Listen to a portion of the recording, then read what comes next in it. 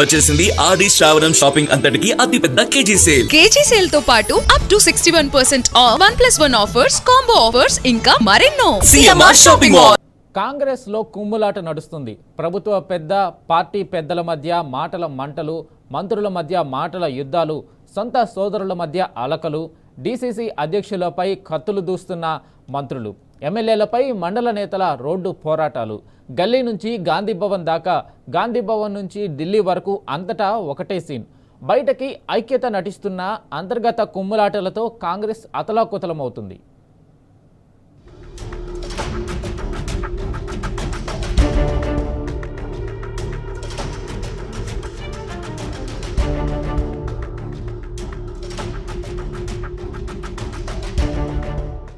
కాంగ్రెస్ పార్టీలో అధికార దాహంతో అంతర్గత పోరు రోజురోజుకు పెరుగుతోంది.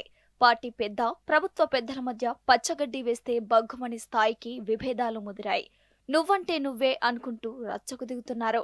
మరోవైపు ముఖ్యమంత్రి వర్సెస్ సీనియర్ మంత్రుల కొట్లాటలు, వాగ్వాదాలు, ఒకరిపై మరొకరు పోటాపోటీగా అధిష్టానానికి లేఖలు, నివేదికలు. అంతేకాదు, ఇన్ఛార్జి మంత్రులు, ఎమ్మెల్యేల మధ్య కూడా అంతులేని విభేదాలు తలెత్తుతున్నాయి. ఎమ్మెల్యేలకు, మండల పార్టీ నేతలకు మధ్య దూరం పెరిగిందే. గల్లీ నుంచి గాంధీభవన్ దాకా, గాంధీభవన్ నుంచి ఢిల్లీ వరకు అంతటా ఒకటే సీన్.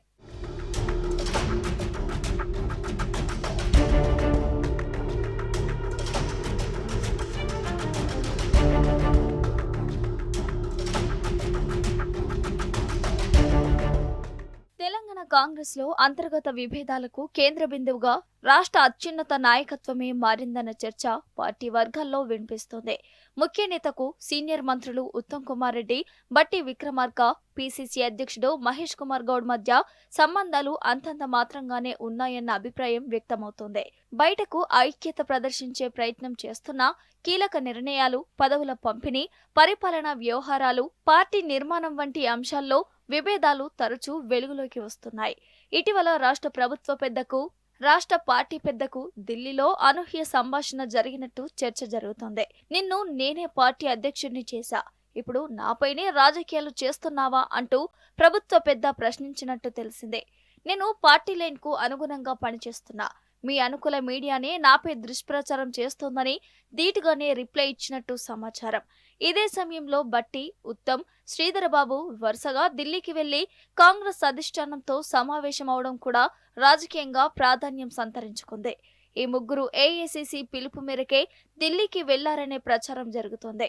కాంగ్రెస్ లో జరుగుతున్న పరిణామాలన్నీ చూస్తే అధికారం ఒకరి చేతిలోనే ఉన్నప్పటికీ నాయకత్వం ఏకాభిప్రాయాలతో లేదనే సంకేతాలు స్పష్టంగా కనిపిస్తున్నాయి.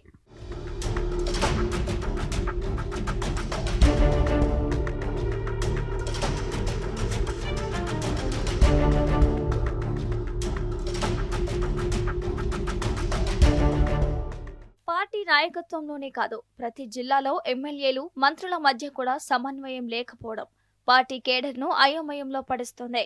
దాదాపు 48 నియోజకవర్గాలకు పైగా తీవ్ర స్థాయి వర్గపోరు నడుస్తోందని సమాచారం. వరంగల్లో మంత్రి వర్సెస్ ఎమ్మెల్యే పోరు నడుస్తుంది. స్టేషన్ గన్పూర్ ఎమ్మెల్యే కడియం శ్రీహరి, మంత్రి కొండా సురేఖ మధ్య వివాదం రోజురోజుకు ముదురుతోంది. కడియం దూకుడు వెనుక ముఖ్య నేత అండ ఉన్నదనే ప్రచారం జరుగుతోంది. ఇక నల్గొండలో డీసీ అధ్యక్షుడు పున్న కైలాష్ నేతకు మంత్రి కోమటిరెడ్డి వెంకటరెడ్డి మధ్య పచ్చగడ్డి వేస్తే బగ్గుమంటోంది. మంత్రి ప్రభుత్వ కార్యక్రమాలకు కైలాష్ ను ఆహ్వానించడం లేదు. ఫ్లెక్సీల్లో ఆయన ఫోటో కూడా ముద్రించడం లేదు. కాగా ఆహ్వానం కోసం ఎదురు చూడటం తమ సంస్కృతి కాదంటూ డీసీ అధ్యక్షుడు ఎదురుదాడికి ప్రయత్నిస్తున్నారు. మరోవైపు కోమటిరెడ్డి కుటుంబంలోని మరో చిచ్చు కూడా ఉందనే ప్రచారం జరుగుతుంది. తాను వెంకటరెడ్డిది ఒకే కుటుంబం కాదని రాజగోపాల్ రెడ్డి చేసిన వ్యాఖ్యలు చర్చనీయాంశంగా మారాయి.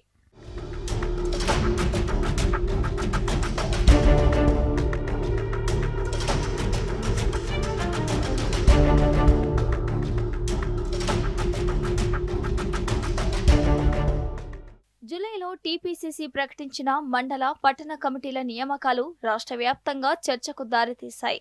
చేవెళ్ల నియోజకవర్గంలోని నవాబుపేట మండలానికి ఎమ్మెల్యే కాలే యాదయ్య వర్గానికి చెందిన రావుగారి వెంకటరెడ్డిని మండల అధ్యక్షుడిగా నియమించారు. అప్పటికే ఆ పదవిలో ఉన్న సామ వెంకటరెడ్డి వర్గం మద్దతుదారులు ఆగ్రహించి గాంధీభవన్ ముందు ఆందోళనకు దిగారు.